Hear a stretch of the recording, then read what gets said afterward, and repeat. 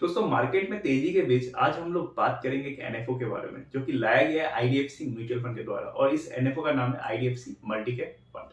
दोस्तों मैं हूं सीए सूरज और आज इस वीडियो में हम लोग इस एनएफओ को डिटेल में एनालिसिस करेंगे। तो चलिए देखते हैं क्या है इस एनएफओ में।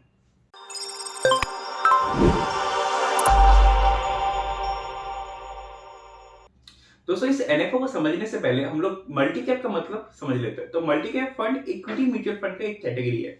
तो इस कैटेगरी के जो स्कीम्स है ना, ये इन्वेस्टमेंट करेगा across the market capitalization. Across the market capitalization का मतलब क्या हुआ?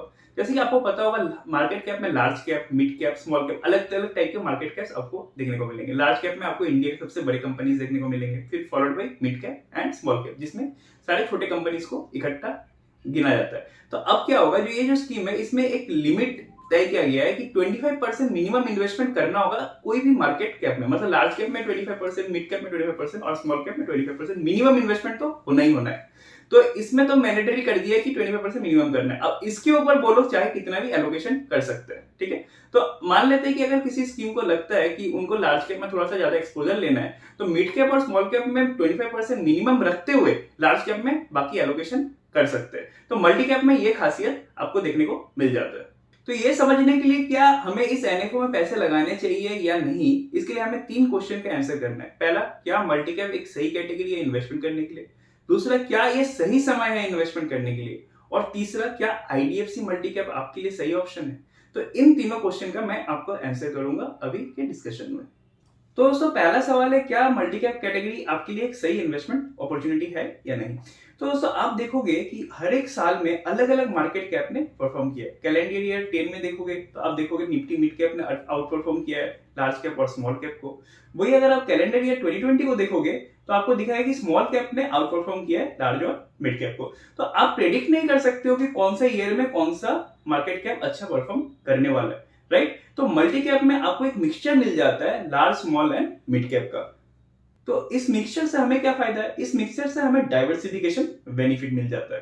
तो क्योंकि हम लोग ये प्रेडिक्ट नहीं कर सकते कि कौन सा मार्केट कैप अच्छा परफॉर्म करने वाला है, तो हमारे पास एक बैलेंस्ड इन्वेस्टमेंट ऑप्शन रहता है। दोस्तों आपके मन में एक सवाल होगा, तो फिर मैं निफ्टी 500 ईटीएफ या फिर इंडेक्स में क्यों ना लगा दूं, मल्टी कैप में क्यों इन्वेस्टमेंट करूं, उसमें भी तो मेरे को डाइवर्सिफिकेशन बेनिफिट मिलेगा। तो आप देखोगे जो निफ्टी 500 इंडेक्स है उसका जो मेजर पोर्शन है वो आपका लार्ज कैप की तरफ है, तो बहुत कम पोर्शन है आपका मिड और स्मॉल कैप में। वही अगर आप एक निफ्टी 500 मल्टी कैप को देखोगे तो उसका एलोकेशन 50:25:25 रहता है। तो आपको एक बेटर डाइवर्सिफिकेशन मिलता है अक्रॉस द मार्केट कैप। तो ये बेनिफिट आपको निफ्टी 500 के कंपैरिजन में मिल जाता है एक मल्टी कैप के स्कीम में।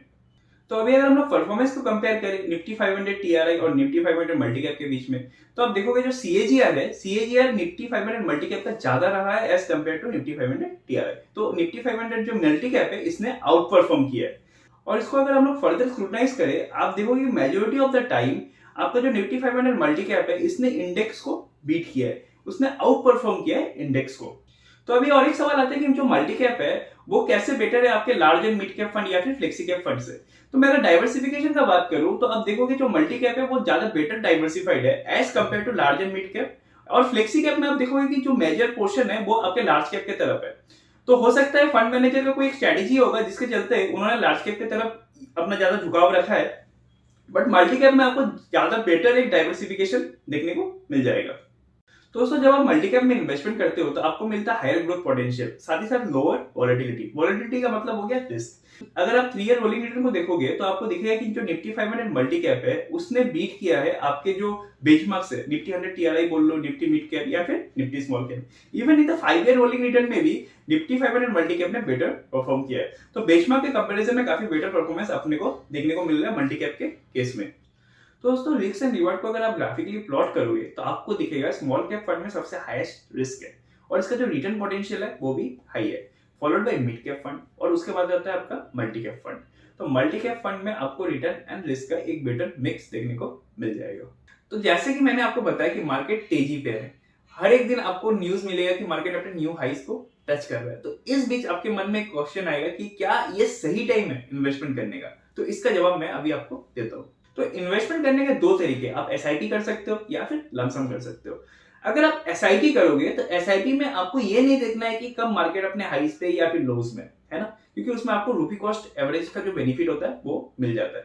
तो इधर मार्केट अपने हाइस पे हो या लोस पे हो, आप कभी भी स्टार्ट कर सकते हो। अगर आप एसआईपी करते मल्टी कैप में ओवर द लास्ट 11 ईयर्स, तो आपको एवरेज में 12% का रिटर्न मिल जाता। तो एसआईपी के बाद अगर मैं लमसम का बात करूं, अगर आप लमसम में इन्वेस्टमेंट करते कोई भी साल में, जो उसका जो हाईएस्ट पॉइंट है उसमें अगर आप करते इन्वेस्टमेंट, तब क्या होता? अगर आप इन्वेस्टमेंट करोगे मार्केट हाई में, तब आपका रिटर्न जो आपको दिखेगा वो 5 ईयर में है CAGR 11%। तो सालाना 11% का रिटर्न आपको मिल जाता है, which is not a very bad return. और अगर आप मंथली हाइस पे अगर इन्वेस्टमेंट करते, तब क्या होता? तब आपको CAGR मिल जाता 13% on an duration of 5 years, which is also again a very good return. तो दोस्तों, आपने देखा कि मल्टी कैप ने कैसा परफॉर्म किया अपने पीयर्स या फिर अपने बेंचमार्क के कंपैरिजन में। तो अभी हम लोग बात करेंगे कि why IDFC multi cap fund.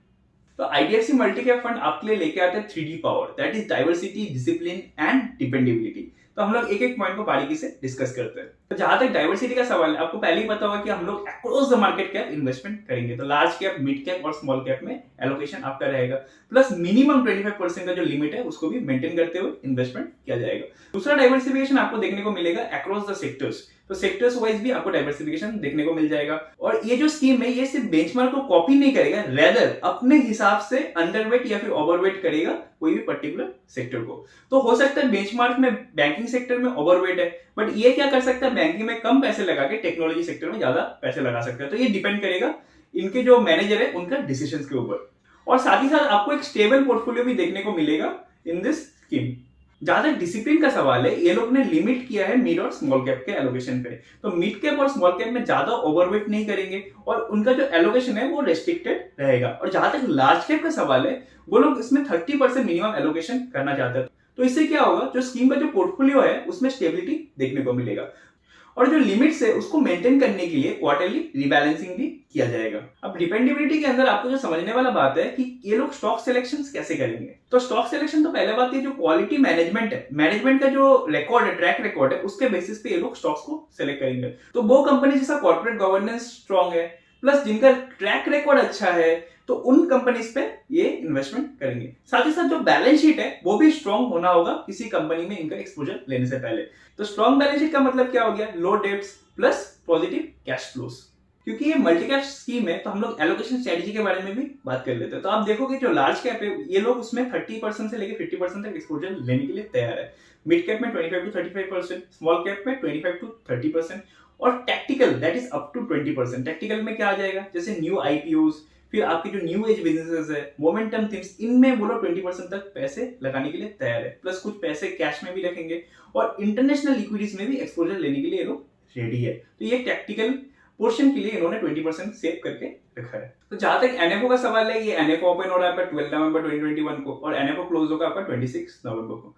जो फंड मैनेजर है वो है आपका Dylan Pinto and Harshal Joshi. Minimum application amount है आपका 5000 रुपीज और इसमें एग्जिट लोड है 1% अगर आप एक साल से पहले पैसे निकाल लेते हो। और इसका जो बेंचमार्क है वो है आपका निफ्टी 500 मल्टी कैप TRI।